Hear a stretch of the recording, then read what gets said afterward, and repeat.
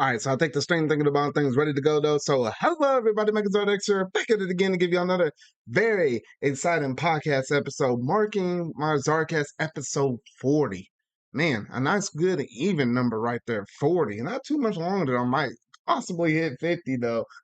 Crazy how many of these things I've managed to do so far though, but there's quite a bit of stuff to talk about tonight. Not too much in the vein of pop culture, but I did want to kind of give my halfway review, if you want to kind of call that, of She-Hulk, because I actually got some things to say about it though. So I actually managed to make a topic out of that though.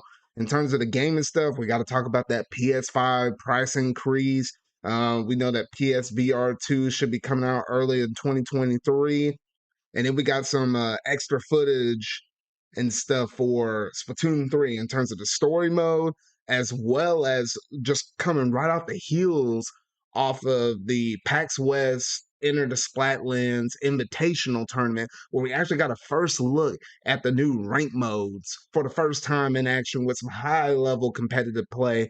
And I just finished that not too long ago before this, before I started going live on air for this podcast though. So I have a lot of stuff to say about Splatoon in general, also the Splatfest and etc. And then a couple other topics I managed to throw up in here though. So it should be a good old time within this podcast episode though. But as all things, if you really like this podcast episode, make sure to go ahead and hit the like, go ahead and hit that subscribe button. Or if you happen to be listening to this on the audio side of things, or to be one of my podcast servers, make sure to go ahead and follow my channel, so that way you don't miss any future episodes and whatnot though.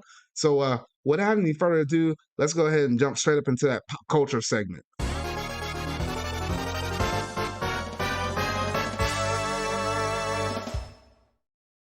All right, so starting right off, we do have She-Hulk that I really want to go through and talk about, because originally I already kind of gave my thoughts on the first episode. I thought it was okay. There wasn't anything kind of crazy about it, nothing incredibly good.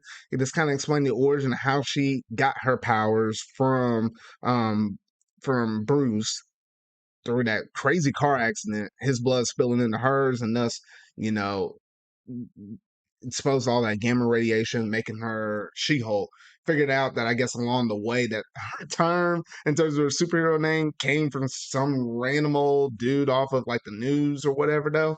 Okay, whatever. First episode I was okay with. But when I saw the first, second, and third episodes, and they were roughly in the range of 30-ish something 30-ish something minutes long, and it wasn't, that didn't even factor in all of the credits and stuff that you normally get at the end of the episodes, which is roughly about 7-ish minutes or so. Just instantly knew, I was like, you know what, I don't want to be a Debbie Downer, but I feel like something is going to be missing up in this series. Like I feel like it's going to be missing the oomph for a kick. First episode I was okay with. We got down to episode 2 and they started kind of giving the premise of the whole She-Hulk attorney at law segment, which in the comics she's technically an attorney as well or whatnot though.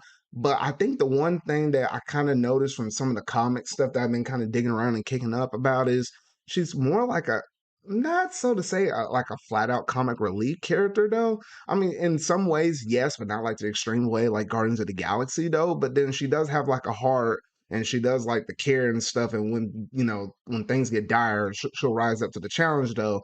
But I'm not kind of getting that same kind of vibe from her, at least within these first few episodes. And then we got all the way down to the third episode, and I was thinking, okay, maybe the antagonist will be Abomination. It was kind of funny seeing how they finally kind of made the parallel between this movie right here and making the parallel to Shang-Chi and the Legend of the Ten Rings, because now we kind of got a rough time period of exactly, you know, where we're kind of at within the timeline and whatnot though.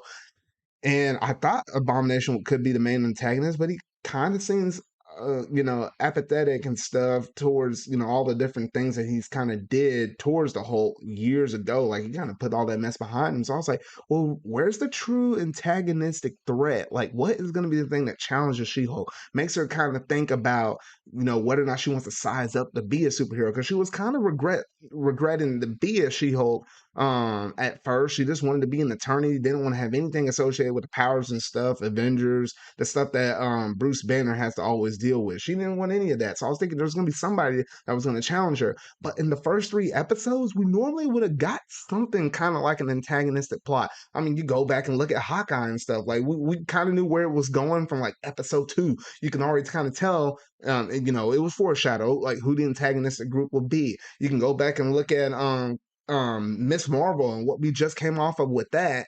You already knew what the group that she was trying to associate it with. You know that was going to be your sort of kind of antagonistic plot or whatever. Though, and I can keep pulling examples, dating back all the way back to WandaVision. You can always tell something was bigger in play. But whenever I saw these first 3 episodes, I'm just not getting that vibe, unfortunately now. So I'm like, I don't get where She-Hulk is going. Hopefully they can do a roundabout 180, but if they don't, this might be technically my lowest, interest or lowest on the totem pole, if you want to call it that, in terms of all of the Disney Plus Marvel shows that we have gotten so far. I mean, I'm still gonna watch the rest of the series, see how it plays out. I'm that much of a Marvel fan though, but I'm just hoping that She-Hulk kind of takes a different corner because coming off of Moon Knight and then with Miss Marvel, like those two shows were actually like really good, very unique in terms of the culture and stuff like that. Like two different drastically things that we don't normally see within the superhero society with both their cultures, both their backgrounds, and what they had to do personally and what they had to go against and stuff like that. But I don't know. Here's hoping that She-Hulk gets a little better because right now I'm pretty mixed on the low side of this. I don't want to give out like a random number, but I mean, if I were, I mean, I'm kind of leaning towards a 6 or 5-ish out of 10. I mean, honestly, that's personally where I feel right now, though. But yeah, so that's honestly some of the midway thoughts I want to give about She-Hulk, and then obviously I'll probably give some more thoughts once we finally get the final episode, whenever we do get that in whatever ZardCast episode that happens to be at, though. But that's basically all I wanted to talk about within my pop culture segment, though. So now let's go ahead and pick things up a little bit. Let's go ahead and jump up into that gaming news.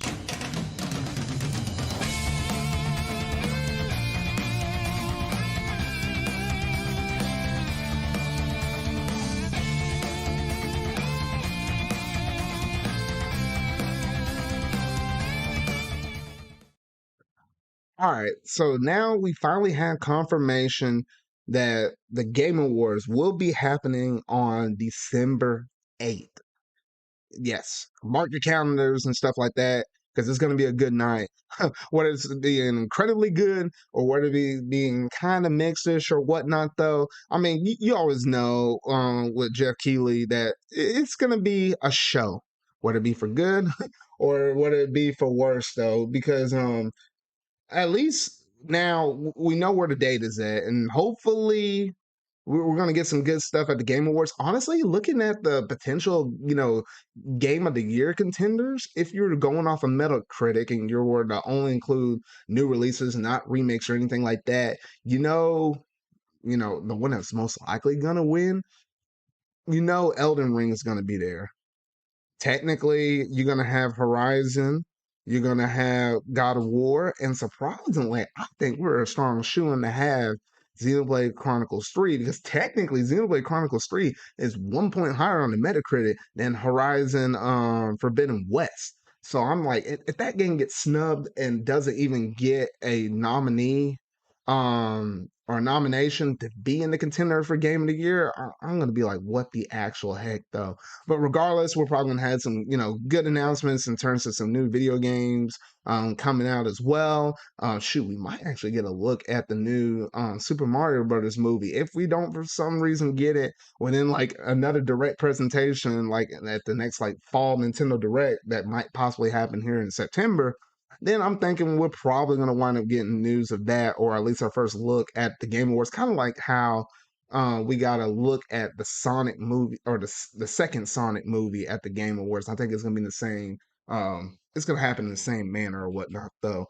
But yeah, that's basically all I want to talk about. Game Awards is coming out December 8th. Go ahead and mark the calendars because I think if all goes well, I probably will stream that event because I think I did the same thing last year though. So I am looking forward to it nonetheless though.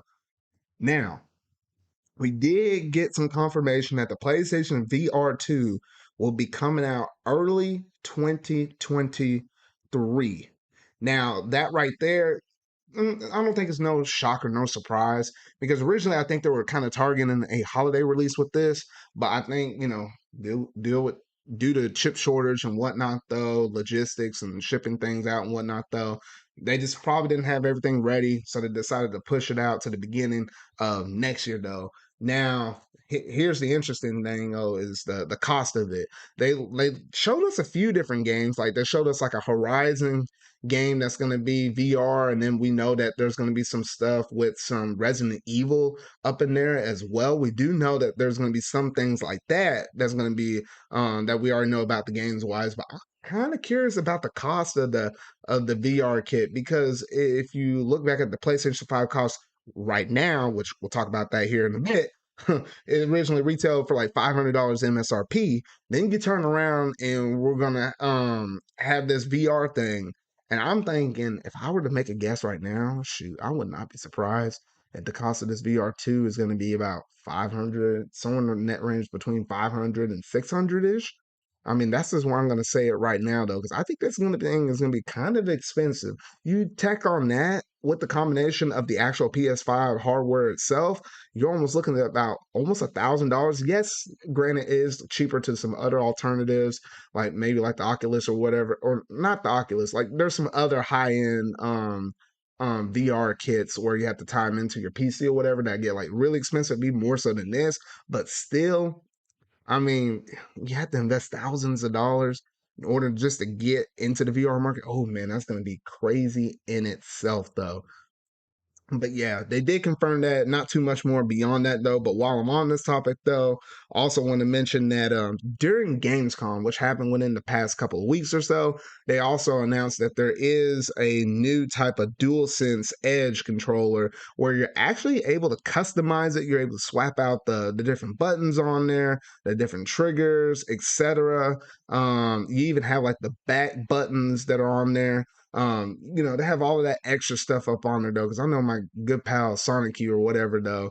I think it's D-pad or something like that is acting up. So like if for some reason one of your buttons on your controller is acting up, you can go in there, swap it out, take care of whatever you need to do or whatnot though, or customize it to the best of the ability or whatnot though. I think you could even adjust how much the triggers go down to a certain extent. Like, do you want them to be like really quick, like tactile or whatever though, or just kind of absorb more that trigger pull whatnot though? You can do little things to go ahead and tweak and make it to the best of your play style, especially if you like playing like first person shooters or whatnot though. Like the trigger buttons, you want those things really fast, really snappy, clicky, etc. though, while you're playing those kind of games though. So yeah, so we do have those controllers coming in. I don't think we had anything confirmed on price or release date, but they just let us know that this is a thing and it's going to be coming out here fairly soon though.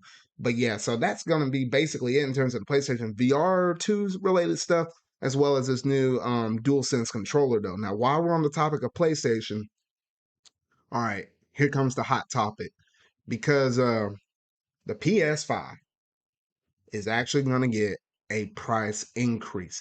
Now, for all of us here in the United States, it's going to stay at 500. So y'all don't have to worry. But don't be too passive about it. The fact that it's not going up in price for at least us here in America, because nearly everywhere else in the world is going up. And you don't think that that's going to somehow inadvertently affect us? Man, you're going to be wrong because, shoot, the price has gone up. What could be a little bit equivalent, which you have different currencies going around across the world. So not everything's like a one-to-one compared to like our US dollar, though. But on a rough average, like if we were to compare it to our terms, the PS5 went up in price roughly equivalent to what would be like $500 for us to about 550. For some territories, it's slightly a little less. Some territories, it's actually a little bit more than that, though. And honestly, it's kind of weird because I do remember in one of Sony's previous press conferences. It might have been a few months or something like that though. But I think it was one of their investors actually mentioned, like one of their shareholders, meaning like, hey, do you have any plans on increasing the PlayStation price or whatever though? And they, I think at that time they said something on the lines of either no comment or something on the lines of we don't have any plans to increase it at this moment. They said something on the lines of that. And then turn around a few months later, then boom, they drop this up in the blog and it says effective immediately. Here are the price increases though. And honestly, that's been rubbing a lot of people the wrong way. This is already a super expensive console, and it's not like a it's not like a necessity item such as like your food, your water, your house rent, whatever though. It's a luxury item. It's something that you don't really necessarily have to have though, but it's nice if you manage to have the money or if you got the support to get it, then it's as good as in terms of an entertainment medium or whatever though. And it makes you think that at least with a console like this, you would think if it's gonna cost you more to do it, then why didn't you eat up the cost yourself? You can kind of think back to certain examples with think back to examples like with Nintendo during like the dark Wii U era or whatnot though. Like Iwata, he took like a paycheck just to make sure all of his employees and stuff, as well as anything else they have to do kind of within the business things, basically where the business can stay afloat. And Nintendo, when most of the bottom line workers, your bottom line wouldn't have to really feel the effect of this much though. Iwata took that hit. If he could take that hit personally, you would think a big company like Sony, which honestly, we're talking about Sony as the gaming division, though. I mean, Sony as a whole, as an entertainment, in terms of like making the movies or whatever, TV, electronics, all this other extra stuff, cameras, whatever, you think in some way, shape, or form they could actually eat up the cost. I know they technically can, but it's just kind of, trying to push that on to consumers. And it kind of makes you think, is Sony getting a little bit greedy? Because I think in some other interviews and stuff like that, or not interviews, like reports and whatnot, though, they were saying they have some like record breaking profits. And it's like, well, how in the world you go from like saying you're doing pretty good, you're selling as many PS5s as you can when you can sell them, because we all know about the chip shortage and stuff, and it's kind of hard to keep these things on shelves. Still can't do this almost nearly about 2 years. We're getting close to 2 years later, and you still can't normally go up into like a Best Buy or whatever and just grab it off the shelf. Kind of crazy though. And the fact that you're still claiming to do really well, but yet you still got to drive this price up due to due to the challenging economy and stuff like that. I mean, yeah, inflate not really bad inflation though, but like recession kind of stuff is kind of boiling up or whatever though. Like rent's kind of through the roof right now though. I mean, yes, things are changing though, but I still feel like you got enough in your back pocket where you can basically eat up these costs, so that way you're not kind of pushing it over onto your consumers, especially considering the fact that you just came off and said, hey, we're doing some record breaking record-breaking profits right now. Now, it does affect all regions, such as like Canada, over there in Japan, the European regions, etc. And you do have to keep in mind, Europe is already paying. We paid $70, $10 of an increase for PS5 games over here in America. You turn around and look over there in Europe, and they're paying the equivalent of what is 70 for us is like almost $80 in our equivalent for them over there. So they're already having more expensive games over there.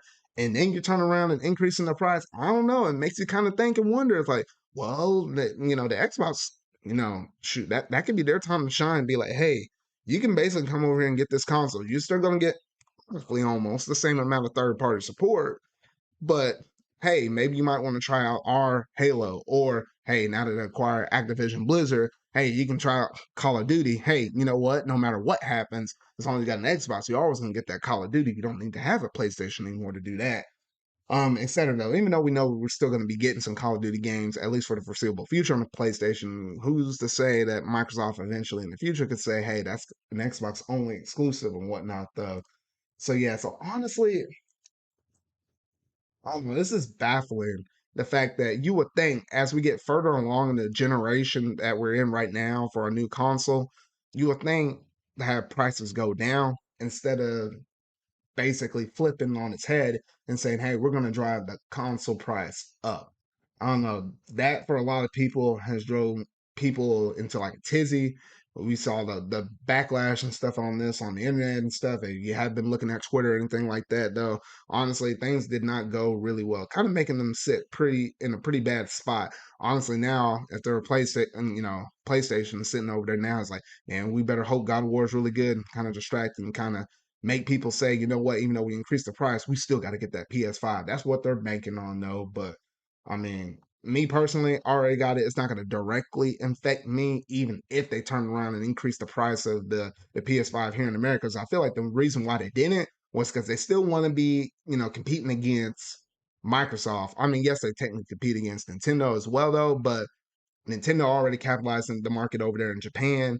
Nintendo kind of caters to a different audience, while PlayStation, most of its audience members could very well hop over to the Xbox side. So I think those more strategic things because America is one of the biggest markets for them in terms of revenue and stuff like that. So they still want to kind of remain competitive in the highest market against Microsoft, and hence why I don't think for us here in America we didn't get the price increase, but everywhere else in the world they did though. So we just have to kind of keep all of that mess in mind though. But that's basically all I have to say in terms of the PS5 increase cost of it. Y'all gotta let me know down in the comments or just let me know at me on Twitter at Megazard_X. Let me know your personal thoughts about the PS5 price. If you happen to be a global listener, does this affect you? Maybe you'll actually kind of sit out on this and be like, you know what, that's way too expensive. Either it's gonna cost you longer to save up to the point that maybe there might be like a PlayStation 5 Slim that kind of releases out in the future. Maybe that might makes you kind of think, you know what, instead of getting the physical version,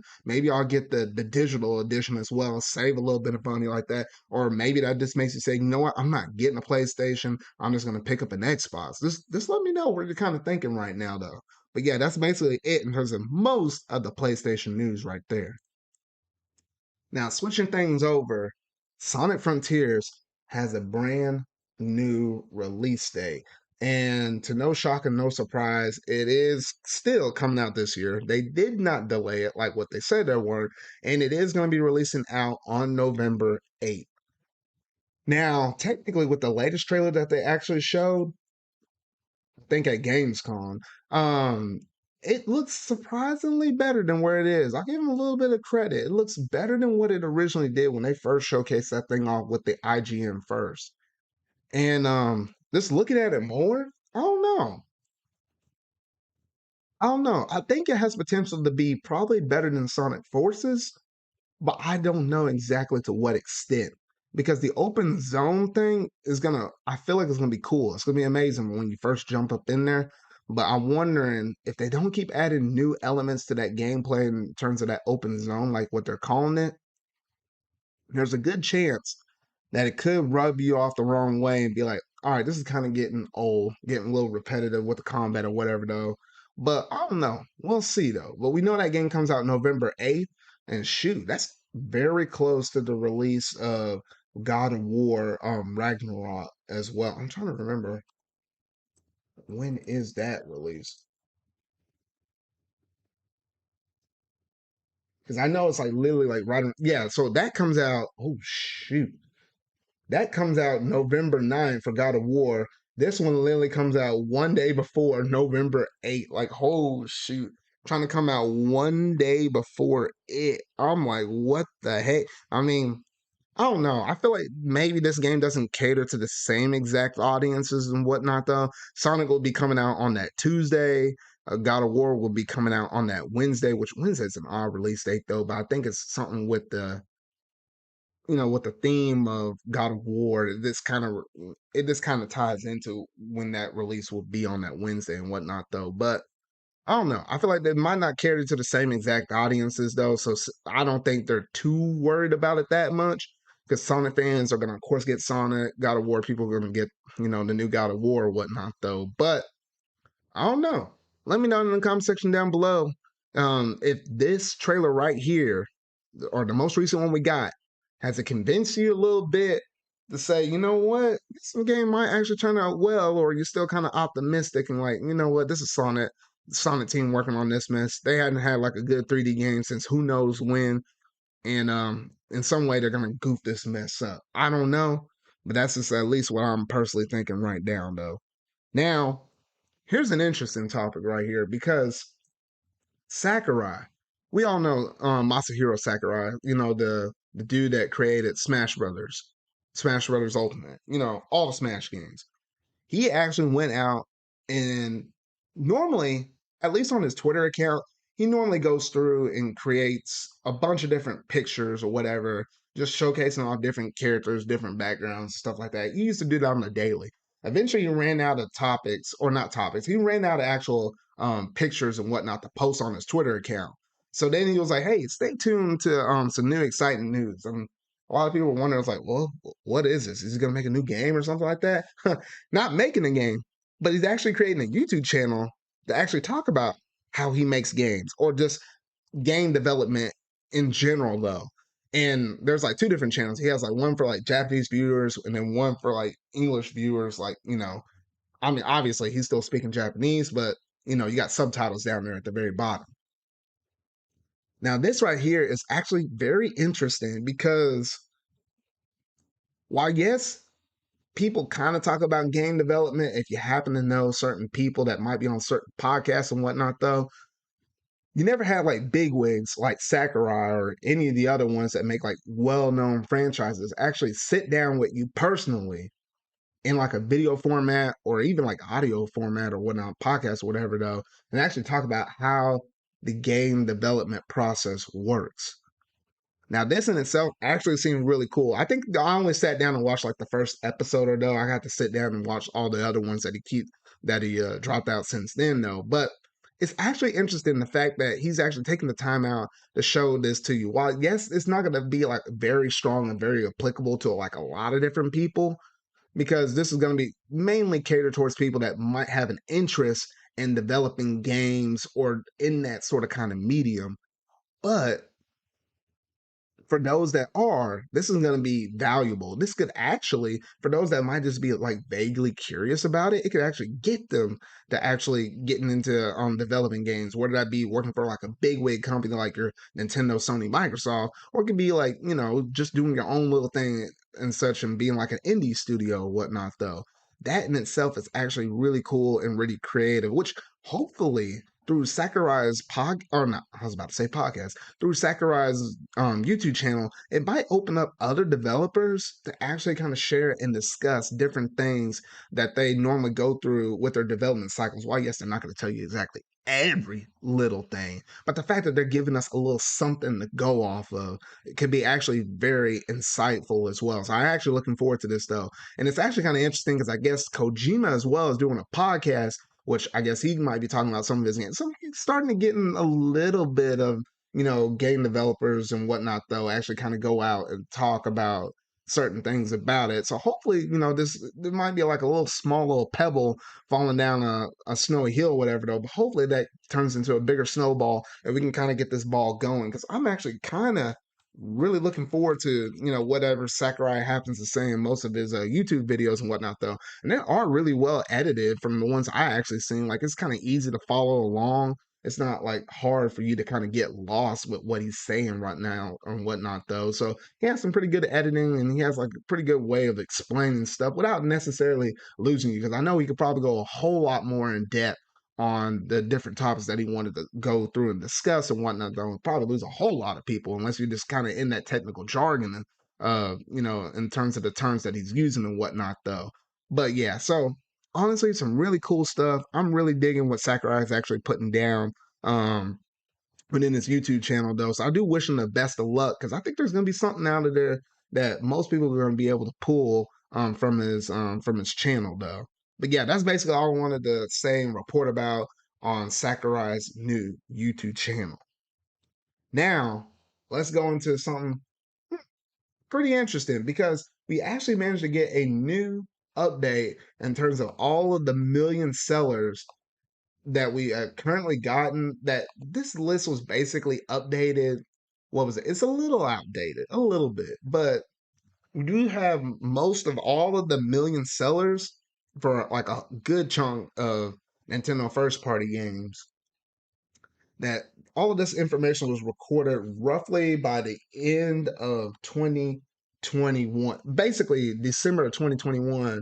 This is when all of this stuff was documented right here, though. And I kind of just want to do like a quick little rundown of most of the million sellers, though, because this will kind of give us like a of where rough idea of where everything basically stands at, though. Now, technically, this is like 55 titles. So I'm just going to kind of go ahead and, because everybody knows about the top 10. So I'm going to start down with the stuff that most people probably don't know about. So we'll start that. Yeah, literally, there's like a list of like 55 of these, but I'll blow through them pretty quickly, though. So that way y'all kind of get all of this stuff. And, the numbers of, there might be some games that you might have play like Fire Emblem Warriors or whatever, though, you might want to know the number of that one, though. So we'll kick things off with exactly that game because Fire Emblem Warriors sold exactly 1 million. Turn around and look at Fire Emblem Warriors 3 Hopes.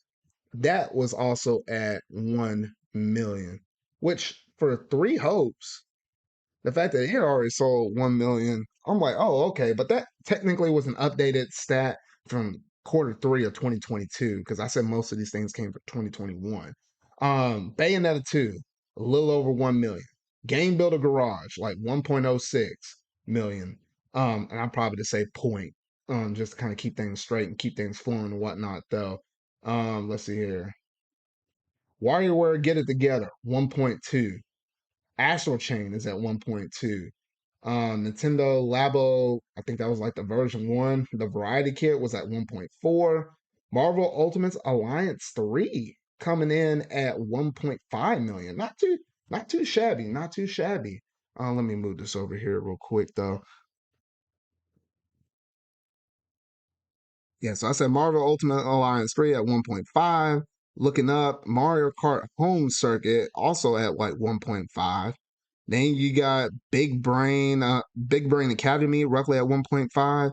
Xenoblade Chronicles Definitive Edition at 1.68. I was kind of curious to see exactly how many that one sold, though. It was kind of getting close to 2. I don't know if it will quite hit 2, but that's where we're at right now. Metopia is at 1.6 roughly as well. Pokemon Tournament DX is at 1.8. Pokemon Mystery Dungeons at 1.89. Octopath Traveler is at 1.9. I think that by the time that Switch's life is over with, it's probably going to hit about 2 million or so.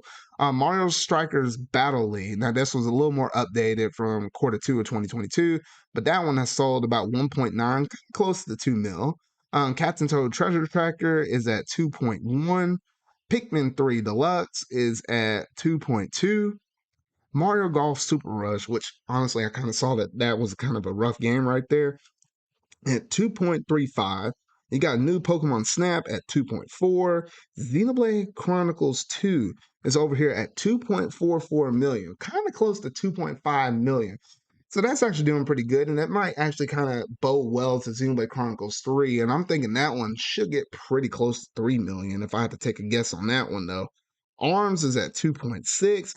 Metroid Dread at 2.9 stinking million. I really wish that would have hit 3 million, or this would have been an updated thing to tell me that it was 3 million, though, because if y'all happen to watch like the Spawn cast and whatnot, though, RGT, man, he had a bet saying that Metroid Dread wouldn't sell more than 3 million within the year, though. And I was like, golly, dang it, I really wish that was the case, though. Yoshi's Crafted World is at a little over 3 million. Paper Mario the Origami King is at 3.3. 1-2 Switch is at 3.6. Fire Emblem 3 Houses is at 3.8. Really close. Man, really stinking close to being close to 4 million. I think by the time the Switch's life is over, it'll probably be close to 4 million, though. So really good for Fire Emblem right there. Just rising on up. Legend of Zelda Skyward Sword at 3.9, almost 4. Kirby Star Allies at 3.96, almost close to 4, or close to 4 million. No, 3.98, close to 4. Hyrule Warriors Age of Calamity right at an even 4 million right there. Let's see here. I'm getting kind of close to the top 10 because now I think we're in like the top within the top 25. Donkey Kong Tropical Freeze is at 4.1. You got Clubhouse Games 4.2. Mario Tennis Aces at 4.2. Kirby and the Forgotten Land. Now, remind you, this one came out. This is according to Quarter 2, 2022, at 4.5 million. Shoot, that thing sold quite a bit in that short span of time. Also, Nintendo Switch Sports, same quarter within this year, at 4.84 million. Then you got Legend of Zelda Link's Awakening. Now, this is when the number jumps up quite a bit, though, because that one's roughly a little over 6 million now. Then you have Mario Party Superstars, that's at 6.8. You have Super Mario Maker 2 at 7.89. And then you have Super Mario 3D All Stars at a toasty a little over 9 million on that one. Though I was kind of curious how many that one that managed to sold though. Maybe, well, shoot, now that the game's technically discontinued, that's probably roughly where we're gonna have to probably stick a pin on that number though, because I doubt it could really technically sell more than that. Super Mario 3D World plus Bowser's Fury at 9.4. Luigi's Mansion 3, sheesh, at 11.4. Pokemon Legends Arceus is at 12.6. Splatoon 2 at 13.3 million. Maybe about it. I mean, because we're almost about to migrate over to Splatoon 3. So I'm imagining that number where we're at right now with the 13.3, I imagine it's going to roughly stay there. Won't kind of drastically jump that much higher than that. And then at 11th place, you have Super Mario Brothers U Deluxe at 13.3 million.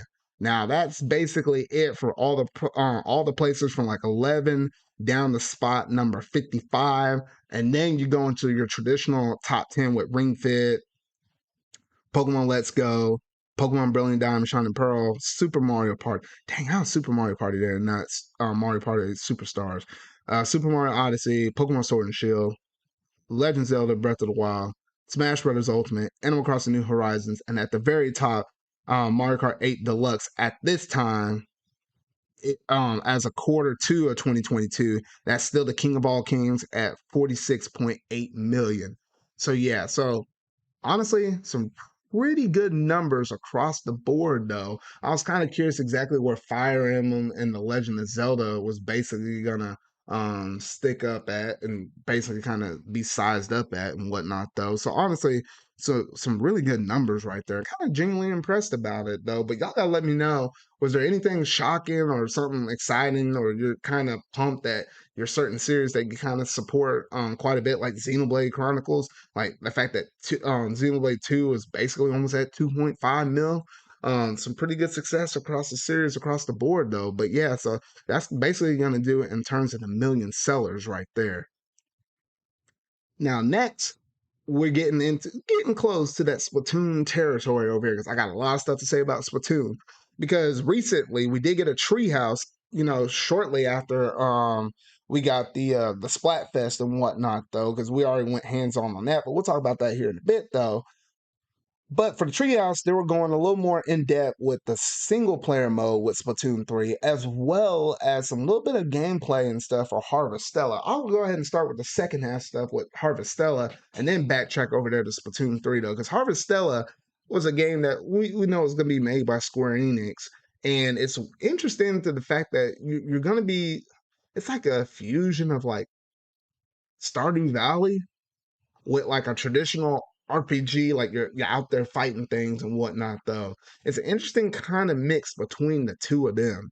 And honestly, I didn't know exactly how I was gonna feel, but looking through some of the gameplay on this one though, I mean, it looks interesting. I don't know if I would probably pick it up at launch, so to say, though, but maybe a little down the road if I'm still liking like the footage and stuff like that. I might have to watch a couple of people actually go through and stream the game and whatnot, though. If I liking what I'm really seeing, maybe I'll pick it up on a sale, maybe eventually in the future, though. But it is going to be interesting for people that kind of like that kind of farming kind of simulate that farming simulation kind of ordeal, though, but you kind of want to have some higher stakes with it being like an RPG and whatnot, though. You have to do a little bit of time management and stuff like that, going through, powering through some dungeons and whatnot, though, making like the most, um, making best clearing out the best path to get from point A to point B because everything's kind of running on like a time clock and you have to micromanage your time and whatnot, though. So yeah, so honestly, I saw some good stuff in there. I don't know if it's gonna be exactly for me though, but it is interesting the fact that they popped this treehouse out of nowhere because normally we'll get these treehouses they kind of get tied into with big Nintendo Directs, which the last Nintendo Direct was technically one that they did as the mini partner showcase thing in August, and we were thinking we're gonna get that way back in June or whatever though. But then in July they turned around and gave us well, not in July. I guess it was at some point in July or whatever though. The Xenoblade Chronicles 3 direct or whatever though. But yeah, so honestly, some really good stuff right here, though. Now let's go ahead and switch over to the Splatoon 3 side of things. Because in the Treehouse, though, while yes, we went hands-on the Splatfest, they actually went a little more in depth on it in terms of the stuff that we didn't get to see, which they showed a little inkling of a trace of it though, but with the single player. Now, from the looks of what we've seen in this treehouse right now, the single player, for the most part, is gonna be like a fusion of imagine like the difficulty of what we had within the single player mode within Splatoon 2, and then combine it with the Octo expansion that we got in Splatoon 2. So I think it's like a happy medium between the two. Because even during the gameplay of the people that were playing in Treehouse, they had a little bit of difficulty. And for the casual, player or whatnot, though, they might have a little difficulty too or whatever, though. And I do like how it's almost kind of like mission based ish.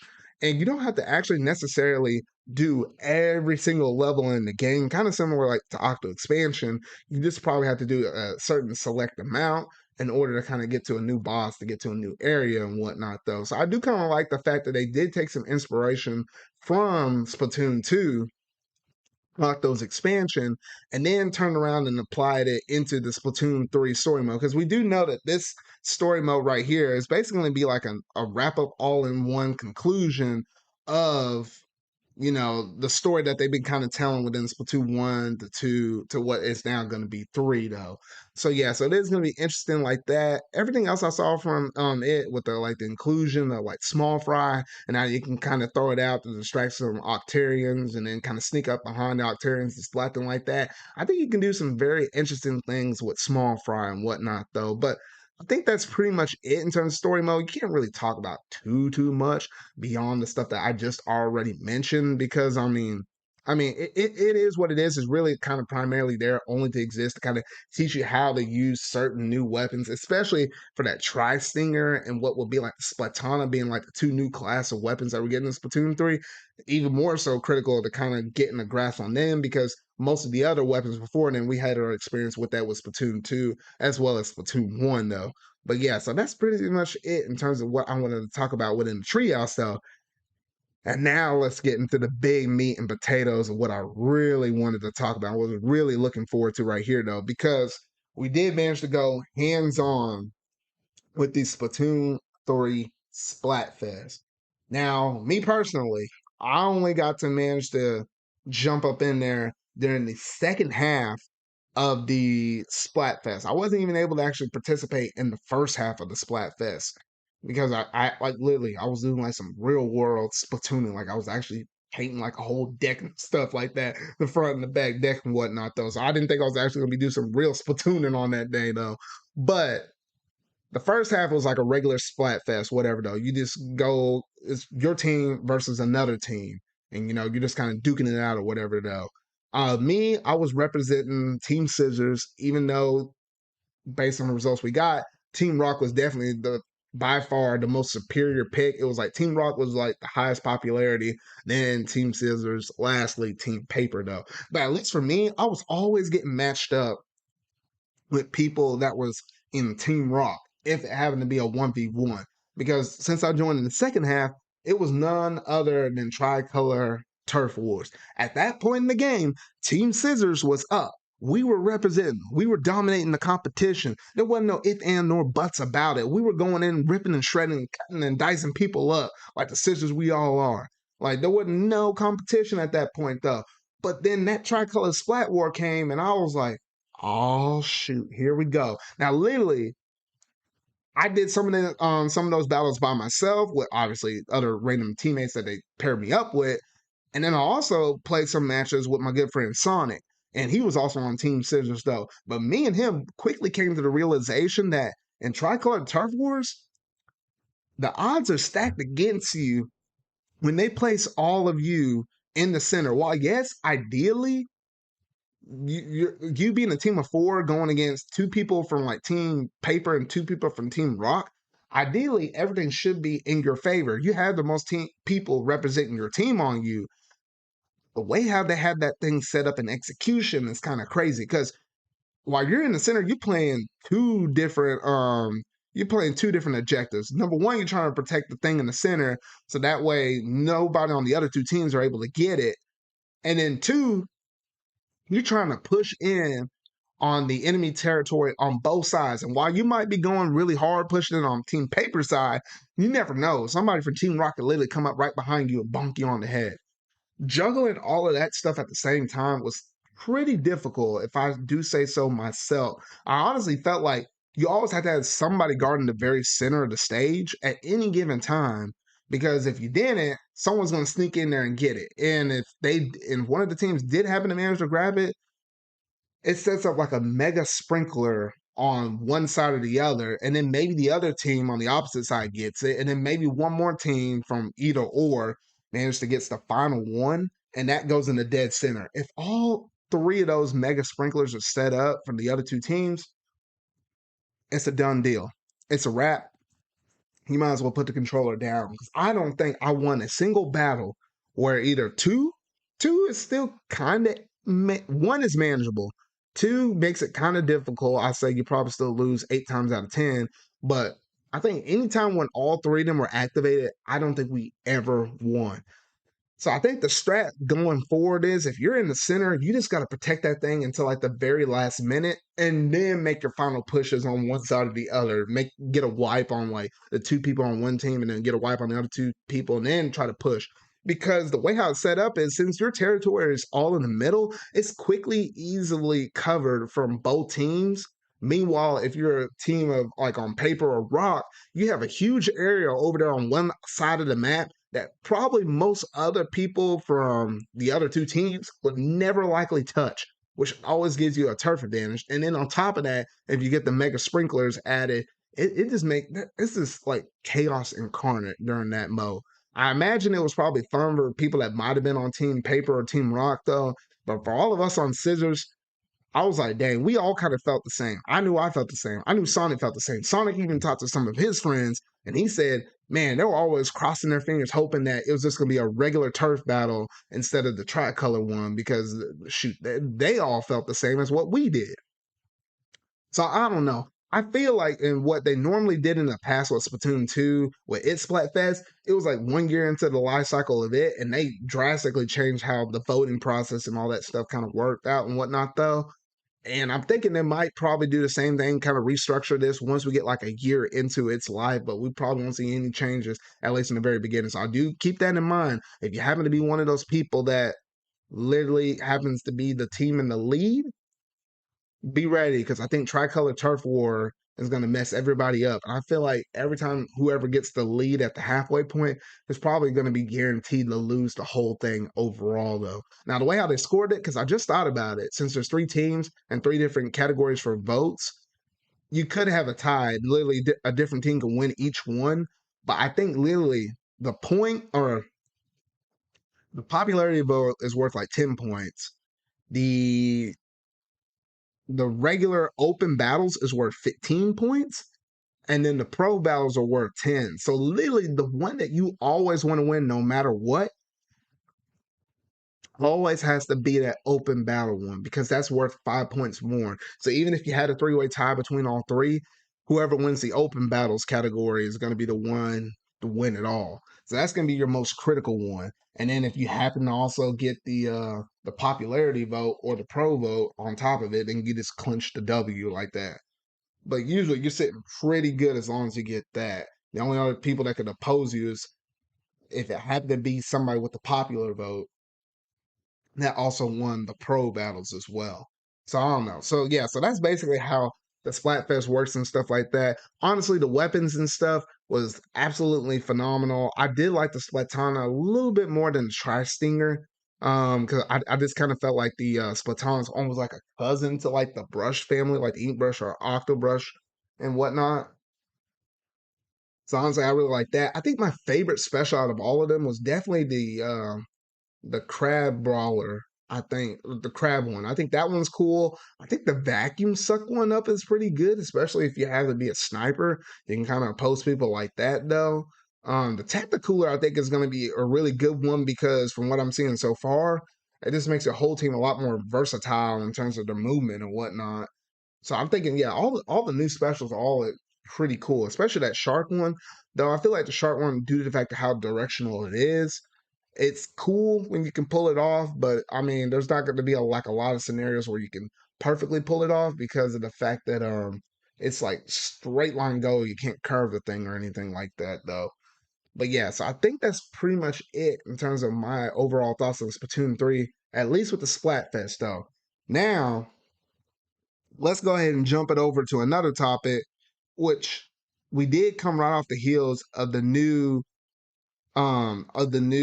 basically they did like a Splatlands Enter the Splatlands invitational over there at PAX West, where we actually got to see a brand new look at rank mode for the very first time. I'm going ahead and throwing up footage here on the screen. If you happen to be watching the YouTube version of it though, where we actually managed to get some, get some actual footage of rank modes because this is the first time we actually got to see it live though. Now, tower control, from what I've seen so far, has been mostly pretty much the same. There's nothing that's kind of drastically different with it. It's, same rules and stuff like that as Splatoon 2 or whatnot, though. But the one thing I did notice with all these matches, though, is whether it be tower control or I think tower control in both splat zones, they both were pretty much the same in terms of like the rule set and stuff. Not too much has changed on that though. But most of these maps in rank mode, they're kind of condensed and small, kind of the same avenues too, but maybe even a little bit more so. Like I always felt like most of these players when they were fighting, they were all right up in each other's face. Like there wasn't no like relief or whatever though. Like they're always gun holing in front of each other though and whatnot though. Especially that tacticooler. I mean, that tacticooler makes you move so much faster. I don't know if it actually intensifies your actions as well, like makes your squid roll or squid surge a little faster or a little stronger or whatever though. But I don't know. I just love seeing all this high competitive level stuff. I actually saw some pretty good stats from or at least some kind of crazy combinations in terms of like what you can basically do with some of the different layouts of specials. Because like for example, when you place that tacticooler up, literally no one can actually shoot through while the tacticooler cannot be broken. No one can actually shoot through it as well. So you can actually use that as kind of like a little mini shield. And I've seen people kind of sticking that up on like the top of the tower on tower control. And I was like, okay, all right. So people kind of, all right, kind of coming up with some stats or whatever though. And these people, like this is like their first like good chunk. I mean, probably they all played Splatfest or whatever though. But outside of that, I mean, they're going into this game wrong, whatever though, and just seeing some good strategies right out the gate. I'm like, my goodness though. Now the one critical thing with both of these two modes, or the two modes that actually managed to get changes up in this mess, were pretty critical. One being Clan Blitz and the other one being Rainmaker. I'm going to try to go ahead and skip over to one of those scenes that actually had some of that footage up in there, though. That was a little bit of tower control. Skip past that one real quick, though. But Rainmaker right here. Rainmaker was a little bit different because I noticed this. I pointed this out whenever I first saw the what was it, the Splatoon 3 direct. I saw that there was checkpoints in Rainmaker, kind of similar to the checkpoints you normally do in Tower Control. And I was like, oh shoot, that is gonna be crazy in of itself though. And the way how it kind of works out is sometimes you'll have one checkpoint, or sometimes you might have two checkpoints, depending on the type of map it is though. And however, with the checkpoints, you cannot move the Rainmaker beyond that point. Like you can't move it any further moving up that map. So basically you can imagine like there being like an invisible wall. I'm not sure if they will actually pop you or if it just physically won't let you move any further. I didn't see anybody within the competitive scene right here actually managed to go out and try to push that Rainmaker too far though. But it looks like you have like a couple of different options of where you can sink that Rainmaker. So there is a little bit of strategy because you got to guard like two different locations because you don't know where they might actually land the Rainmaker at because it just kind of depends on, I guess, given the situation and where they're at in the placement on the map or which one's available and whatnot though. Like you literally got to be, you got to be keep your head on a swivel though, because they can land it on like one or two different checkpoints or whatnot though. And then once it, you land it on checkpoint, you have to pop the whole thing again, and then pick it up and then move it to the final destination across the way though. So yeah, so that right there is gonna actually slow things down a little bit for Rainmaker, so that way nobody can just like go through and do like a clean swipe or clean sweep on you. While yes, it is kind of bad, I guess, if you happen to be the one that happens to give the sweep or whatever, though. But hey, instead of receiving it, which a lot of y'all might possibly have before, you can actually go through and stand a little bit more of a chance, though. And especially, I think in terms of like overtime it's even more so critical to make sure you have that first checkpoint cleared because if you don't have that first checkpoint cleared, then you have to turn around and put it there, turn around, repop it, and then pick it up again. So if out of anything, if you want to go into overtime, it is almost dire that you have to clear that first checkpoint because it's going to be incredibly difficult in terms of your movement options and whatnot. Though, if you have to land that thing, pop the bubble, and then pick it up again, because you know how it is picking up a Rainmaker. If you got like a whole bunch of stuff like a heavy Splatland, a sniper, or whatever, all pointed with all pointed with their lasers up on that little tower or whatever though. So yeah, so honestly, I mean that change in itself though is going to be really interesting in terms of kind of figuring out exactly how you're going to move around the map, how you're going to strategize, when you want to take the checkpoint, and then when you want to make that final surge, especially when you have to guard like two different checkpoints because they can touch it down on one of each other or one of the two different locations. The other big thing I noticed with this Rainmaker, which is probably the last thing I can say what Rainmaker is, normally you move at a certain speed, whether you're swimming or running. Obviously, they kind of nerf the speed down a little bit while you're holding the Rainmaker because you know how devastating that weapon is in general, though. But if you happen to be right next to someone that happens to pop a tacticooler out, I noticed from people they were walk speed as well as swim speed was like drastically higher to the point where it's like normally you're moving around at the speed that you don't normally hold a Rainmaker, which is actually kind of crazy in itself. I was like, what in the actual world? So I don't know. That might be like a pro little stat right there, at least in the competitive scene, where it might just be helpful overall just to have somebody always having a tactical on your team, especially with Rainmaker. It can like, increase the different movement options and stuff like that you might have on your team or whatnot, though. I like how I'm trying to sound like an expert already on all of this stuff. When I just saw like a few matches off here from PAX West or whatever. I'm just seeing the insane potential with everything they actually showcased off so far. Within just like these few rounds right here, we had some heated matches on like that. Literally, that first match of the semifinals, it came down to like first one to three wins, takes the win and moves on in the tournament, whatever. Though it came down to a final game 5. Like that's how heated it was. But my goodness, though. But yeah, so Rainmaker seems to be a lot of fun right there. And I think this one has a lot of potential up in it, though. Now, the last mode I didn't get to talk about is Clan Blitz. Because with Clan Blitz, the rules are a little bit different.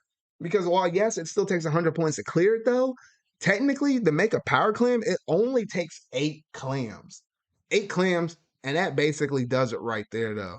8 clans will basically do it right there. And instead of the clans spawning within like a little group of 4, they now get decreased down to a group of 3. What I also noticed from some other footage and stuff from some previous reports that you can literally jump a power clan back to your base and it won't get busted as well. So a combination that only takes 8 to make a clan. There's only going to be popping up in squads of 3 for the clans to actually appear up, and you can super jump back to your base along with it. That's some drastic changes that they did with Clan Blitz in itself though. Now, one thing we noticed that was actually brand new that I didn't even know about this until they pointed out during the actual the gameplay was the fact that when people pick up clams, when you look up at the very top, they actually will tell you how many clams each person is holding at any given time. So if you see like a sniper and it says, oh, they got like 7 clams right there, they're almost about to form a power clam, right? So it might be wise to actually go through and actually target that person and try to get that, get that person out of the way or whatever though, because they're about to form a power clam or whatever though. Of course, people are always going to probably be juggling clams and whatnot though, trying to keep people, on their keep their heads on the swivel or whatever though. But I just like the improvements that they just did with that alone right there. I mean, yes, that's gonna have like a whole lot of potential and stuff like that though. But outside of that, it's pretty much your same, typical clan blitz though. But I think through the improvements of seeing how many clans somebody has, the decrease from 10 clans to make a power clan down to 8, and you can super jump basically anywhere now and never have the clan actually break because in Splatoon 2, your base had like that force field or whatever, no, nobody can crack it. But when you jump back to base in this game, you're just in like the exposed under or exposed area that's lower than your actual spawn shoot off point. I don't know what the technical term is for that is going to be though, but it's technically lower than that where you're technically where you're landing, you still actually are exposed. Hence, I think that's why the power clan will actually not break when you jump back to base though. So considering all of that mess though, I mean, shoot, this has a lot of potential though. I will give my I will tap my hat off to both of these two teams that played in that first set within Clan Blitz. They went into overtime. And you know how it is in overtime when you get in overtime in Clan Blitz and no one has scored a power clan. You keep playing this game until the first person scores that power clan, and that's going to determine the winner or whatever, though. That's essentially what happened with this one, though. It came down to the wire, like, whole freaking shoot. But yeah, so I think honestly, outside of that, I mean, saw some pretty good play from stuff with specials or whatever, though. That's like the most noteworthy things I saw on there, though. One thing you have to keep in mind is I think the big bubbler is going to be like shoot, that's going to be like a broken stat up on this thing in terms of tower control. You can literally place that big bubbler up on the tower control, and hence, no one's going to be able to actually shoot you off of that thing unless they're actually going to walk up to you. But no one in the right mind is going to actually allow you to walk up to you and actually, try to take you out from the bubbler because you can't shoot through it, but you could walk through the force field and whatnot, though. But yeah, outside of that, that's pretty much all I wanted to go through and discuss within the stuff that I actually saw within some of that Splatoon footage right there, though. So yeah, so that's basically going to do it in terms of my overall thoughts on the Splatfest, as well as our first look at some rank modes within Splatoon 3, though. So that's basically going to do it in terms of all the gaming news. So now let's go ahead and switch it over to about that show.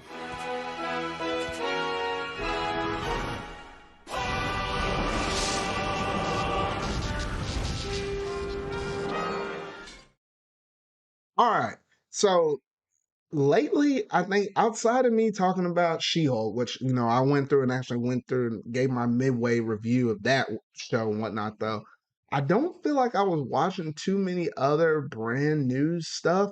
I mean, I'm still on my anime fix with Yu Yu Hakusho. I feel like that's been kind of dominating most of the stuff I've been watching because it's like there's not like a single moment where I was like, I mean, yes, there were like a few moments where I watched some of the other anime that's actually airing right at this moment though. But outside of that, I've been mostly watching that show, which honestly, I'm getting very close to the very end. Like, I think I had literally less than 5 episodes left for that series, and I'm gonna be done with it. And I'm gonna be like, dang, it's gonna be hard to see that show go though. But I'm like, man, if you like shonen animes and you kind of like, retro kind of, or not retro, old school style animes, that's kind of similar, AKA to like Dragon Ball, because it does have a lot of Dragon Ball and like early Hunter x Hunter vibes and whatnot though. I highly recommend it because I feel like there's people that like this series though, but I don't know how I didn't even hear about this series at all up until this point though. But it is freaking incredible if I do say so myself, and it's one I highly, highly, highly recommend right here though. But I'm trying to think outside of that. And they hadn't watched really too much other stuff. I mean, yes, we did have like the start of like college football and whatnot, though. I always rep my Razorback team. They did manage to win by a touchdown and whatnot, though. I watched that on Saturday though. I did notice that technically, I think Saturday was the first ever National Cinema Day. So technically on that Saturday, and I hate how it was on College Football Day though, where you could actually roll in into any of your cinemas and you actually were able to watch any movie for $3. If you happen to miss out, you just missed out or whatever though. But um but yeah, that was really good. I was very tempted to go and watch the new Dragon Ball Super superhero movie, but my brother came in town or whatever though. I was hanging out with him and whatnot though, so I didn't actually manage to kind of make it out to the movie theaters or whatever though. But that would have been a good, pretty good steal, or basically any movie for $3 stinking. I mean, you can't beat that though. But if you happen to be one of those people that happen to watch a movie for $3, let me know down in the comments or whatever though, because I'm curious to see exactly what all that you managed to go through and watch though. But I mean, outside of that, I think that's pretty much it in terms of most of the stuff I've been watching. I feel like I probably once I'm done with Yu Yu Hakusho, I might start picking up and start watching a few other things. I know Disney Plus is going to drop out some decent stuff because I think we're really close to D23, Disney D23, where they kind of reveal more shows and stuff like that kind of coming out here in the foreseeable future and whatnot. Those I think they got a few announcements on that. So I'm thinking, once I'm done with this series, I think I'm gonna start picking up and start going through and start watching a few other shows and stuff like that, though. But yeah, so that's basically gonna do it in terms of that, though. So now let's go ahead and move over to our final topic, that being what you've been playing.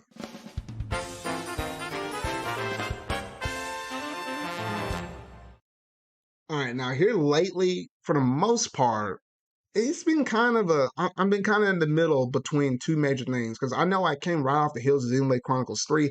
I did manage to fully go through and beat that game. I think I beat it about, I want to say now it's like almost a couple or a few weeks ago, whatever though. I did manage to sit down with my good friend Sonic U and Mario and record out my whole Xenoblade Chronicles 3 spoilerly discussion. It got very close to 3 hours long, but yeah, I managed to do that. That's out on the channel if you want to check that out. Did manage to split it up into like chapters or slash by the timestamp. So you can jump in, jump out, go to the different segment you want to hear us talk about, especially that chapter 5, because I know that was like, ooh, that was spicy. Ooh, excuse me. That was a spicy chapter 5 right there, if I do say so myself, though. But yeah, I did come right off the heels of that. So I'm basically doing a little bit of the post game stuff with that game. Lately, I've been playing the Teenage Mutant Ninja Turtles Cowabunga collection. I managed to go through and play Turtles in Time for the first time ever, which was also was a really good game. If I do say so myself, I can see why a lot of people like Turtles in Time and where Shredder's Revenge got a lot of its inspiration from Turtles in Time. I also went through and played the original arcade game as well. And I do like the fact that you're able to play that with basically any controller you can hook up in there though. So I've been using my arcade fight stick with my arcade games, and then I've been using like the NES online or then the NES controller to play like the NES games, like the original Teenage Mutant Ninja Turtles game. Which honestly, that game is very difficult. Like if you play that damn level, oh goodness, shoot, you know exactly what I'm talking about. And when I said that dam level, I meant that water dam level. I ain't saying bad words up on here though. I'm just keeping it real. I'm just keeping it real for all of those that might have flipped out during that moment though. That's exactly what I'm talking about. That water dam level right there. All right. We're on the same page. Okay, just making sure though. But yeah, so honestly, that game in itself is honestly really it's very challenging. And I do like the fact that you do get the rewind feature as well up in that thing though. So I'm like, oh, okay, so that's really cool because some of those games are actually very, and I do mean very difficult in terms of its platform and stuff. Not very forgiving though. But I do like the fact that they made improvements to some of the games. Like they took out the sprite flickering and slow down on the NES ones. And they got different things like you can have like a god mode or whatever though. Depending on the different games, depends on a certain kind of improvements or slash hacks, if you want to say that, like that god mode or whatever though. In terms of you running through the certain games though. But yeah, so I like how you can use that. I can also use like the SNES controller to play like some of the Super Nintendo games and whatnot though. And I've actually ordered a Genesis controller as well because I do wanted to play Hyperstone Heist with the Genesis controller, but I was like, you know what? Might as well have a Genesis controller so that way I can play all of the Genesis games in the Switch expansion pack with a controller though. Although I was looking at it and I was, like for us, it was sold out on the Nintendo store, but here in America, we only had like the 3 button controller. But I know over there across the seas in like Japan, they had the 6 button one. Even though our 3 button controller is technically bigger and their 6 button one's smaller, I was like, dang, I was like, only having 3 buttons, if you compare that to like the Super Nintendo controller, which both of them were 16-bit systems, I mean, looking at Genesis, it would have been like you have an equivalent of an A, B, and X button, but you don't have your Y button, you don't have your L button, you don't have your R button. But when you have the 6 button controller, you basically have all those buttons put back up on there though. So I actually bought that thing off of eBay, have it imported. It should show up, I think, probably by Thursday or something like that. Which people in Japan, what they're shipping, they do not play. They do not play. Like they send that mess to you pretty quick though. I do like that though. But yeah, so honestly, that Cowabunga collection is pretty cool and stuff. I do like all the extra stuff they have, like they showcase all the different box arts and stuff from the game. You can actually see the different manuals and stuff like that. Like I think a lot of love and care went up into this game, even though it's a game licensed through Konami or whatever. Though they probably got like a different studio or whatever to kind of make it, because Konami themselves don't make games a whole bunch. Shoot, and that's a whole topic for another day though. But honestly, I'm actually having quite a bit of fun with that game and whatnot though. And then I think the last game I was playing was Kingdom Hearts 3. And I did actually manage to beat the Frozen Worlds. I think up next, I think I had to make another trip to Twilight Town. But then after that, I need to jump over to the Monsters Inc. world. That's where I'm roughly at right there. I do know, I think whenever I do get to the Pirates of the Caribbean world, I probably will actually stream that one on Twitch, which could show up later on my YouTube channel as like a game stream premiere at some later point or whatever. Though that's just at least what I'm thinking in the back of my mind right now. Though, but yeah, that's primarily what I've been playing: the Cowabunga collection, wrapping up Xenoblade Chronicles 3, and then a little bit of Kingdom Hearts 3. Because I do know when Splatoon 3 finally drops this Friday, September 9th, it's gonna be a done deal. I'm gonna probably be on that game at least for a solid month, if not 2 months, and not really going around and playing too much any other games. I mean, maybe if I just got tired or something like that, maybe I'll jump in and play a little bit of something else though. But hopefully I'll finish the rest of my Xenoblade Chronicles 3 post game stuff before Splatoon 3 actually drops. Once that game drops, that's gonna be it though. I did manage to actually pick up the Splatoon 3 limited edition Switch or special edition, whatever you want to call it. Switch OLED version one, which that one looks really nice, because I was kind of waiting, kind of to seeing if I wanted to kind of get an OLED or whatever though. But since they showed that off, that mess looks really cool. Had that sitting up in the collection, whatnot though. So yeah, I kind of like the way how the OLED looks. It looks pretty good and pretty impressive though. But yeah, for the most part, that's basically it in terms of what I've been going through and playing. And that is basically gonna do it in terms of all the topics that I have to share with y'all tonight though. So yeah, quite a bit of stuff that's been happening though. I'm hugely ecstatic coming right off that PAX West, the PAX West enter into the Splatlands Invitational tournament. I am just hyped out the roof for that game. For the first time, we got to look at those rank modes, and I think that just invigorated me, because I am just all for this game now. I can't wait to have it up in my hands, though. It's gonna be hard to kind of pry it off my hands, when you got to put the game down and do other things in life or whatever, though. But I mean, I've been waiting for this game so long. The fact that it's only literally Tuesday, Wednesday, Thursday, Friday, like 4 days away from the time that I'm recording this thing. Shoot, I'm like, golly, I'm just like, come on, just give it in my hands. Like, I just want this sucker now. I'm literally over here looking at my phone app or whatever though. I'm looking because I got a pre-order through Walmart and trying to ship it here to my house, and I'm like, bruh, I was like, come on, just show them in the mail just like 1 day early, 2 days early at least. Like, come on, give me something to work with.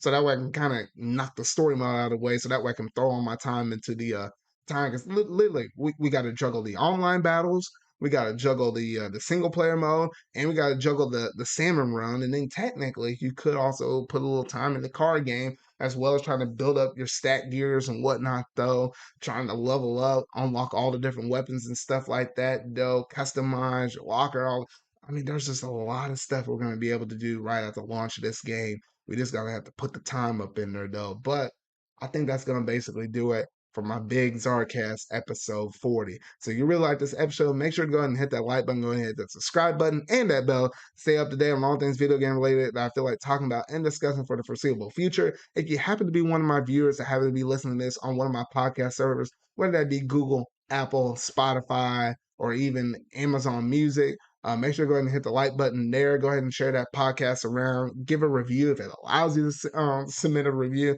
And just let us know, just let people know that, I'm just a dude just like to talk about video games and whatnot, though, and just, other pop culture stuff, whatever kind of suits the need, whatever here, though. And I do know, at least with the plan with Splatoon 3, I do got some major plans for that game in terms of release. Like, obviously, I'll do like my traditional YouTube stream launch thing on the channel, whatever, though. But whenever that has come and gone, I think I'm going to consistently try to do something on Twitch, maybe on Wednesdays, playing with my good friend Bronto, because I know me and him are going to be going hard at this game, like hard nonstop. So I'm thinking I might have actual some legit consistency with this game on Twitch, though. But yeah, so you can find all the links to all my socials and stuff down in that description box down below, though. But that's basically going to do it for this episode, though. So remember, y'all, until whatever video I make next, until my ZardCast episode 41, I'll see y'all later.